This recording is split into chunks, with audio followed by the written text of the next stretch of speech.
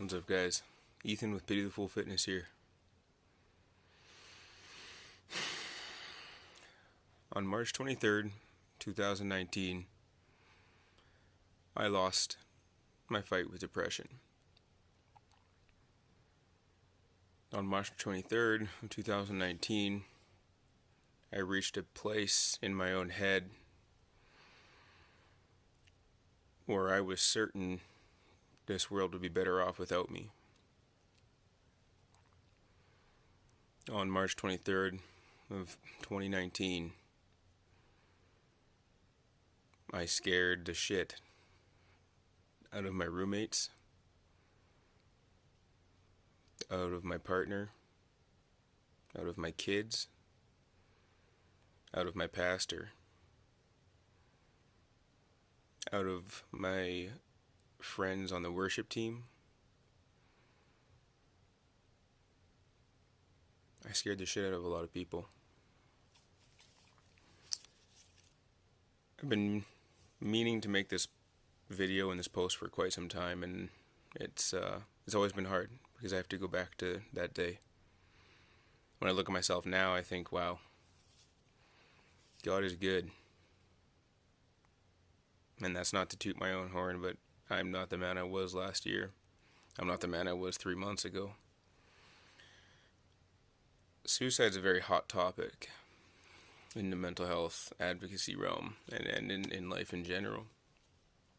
And I'm going to start talking a little bit more about it because there seems to be this misconception, this ideology that people that commit suicide or think about committing suicide are weak.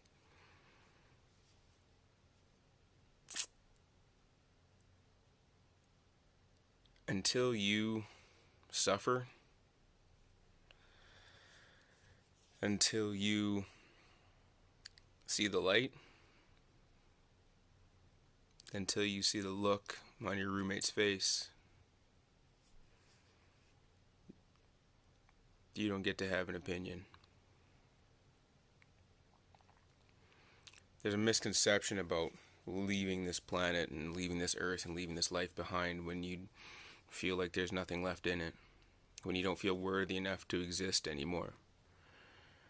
There is a sickness that lies in that space, an illness with a casualty and kill rate that will fucking wobble your knees.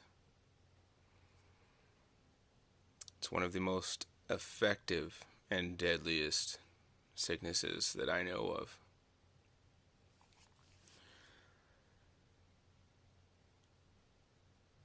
I survived. I've survived many. But if I'm being honest, this last one was probably the closest to succeeding that I've been. 30 stitches I needed.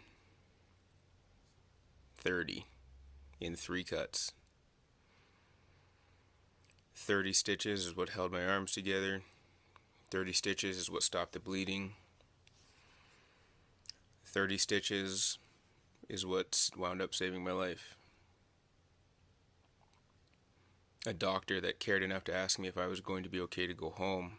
A nurse that talked to me the whole time, making sure that I was A, staying conscious, and B, that I would be safe when I went home. It took a lot of people to save my life. A lot of prayers. A lot of luck, if you want to call it that. There's a lot of reasons I shouldn't still be here.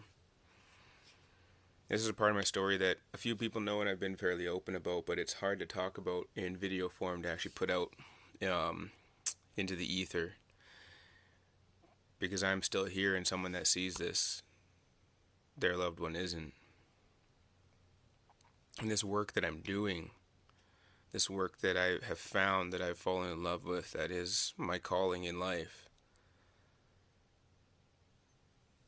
is to keep more people here. Is to get more people help.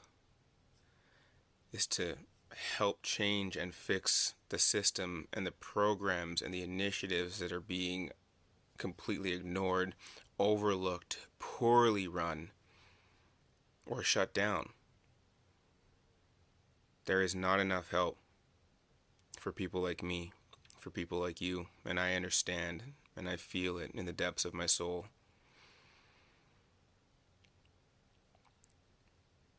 Wanting to not exist anymore never meant that I didn't want to live.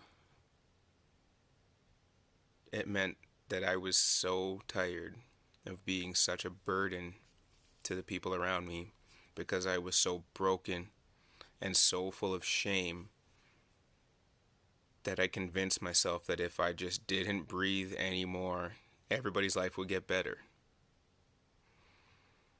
That's a headspace that is very, very hard to pull yourself out of.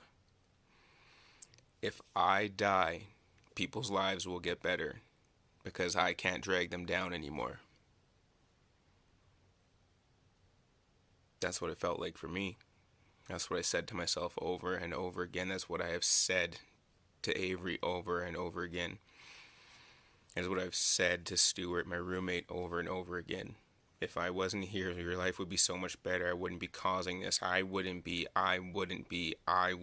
because all that it is about you feeling so low, so down, like a drag, where you just do not feel worthy of drawing breath because you ruin other people's breathing. There is plenty more that goes through my head, or that went through my head, I should say. And we'll get into that another time.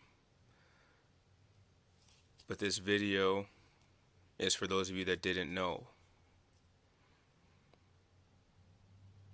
This video is for those of you who are knocking on that door right now. Keep fighting. I know it sucks. I know it hurts. I know it seems so simple. And I won't hit you with that empty platitude. You leave the pain with the people you leave behind. Because I don't fucking believe in that bullshit shaming of other human beings. I don't. I want you to keep living. And I want you to keep fighting for you. Because despite what you've heard, despite what other people have told you, despite the lies and the bullshit, they were wrong. You deserve to be here. You are worthy enough to be here. And as God is my witness, I'm going to keep fighting. I am going to keep pushing. I am going to keep making noise with my own story so that change happens.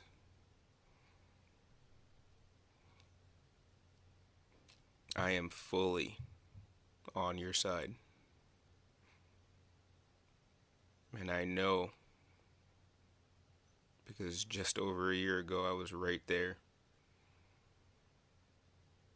bleeding to death. I understand you. I see you. I feel you. And we can get through this. You can get through this. 30 stitches. 3 cuts. 1 man's life.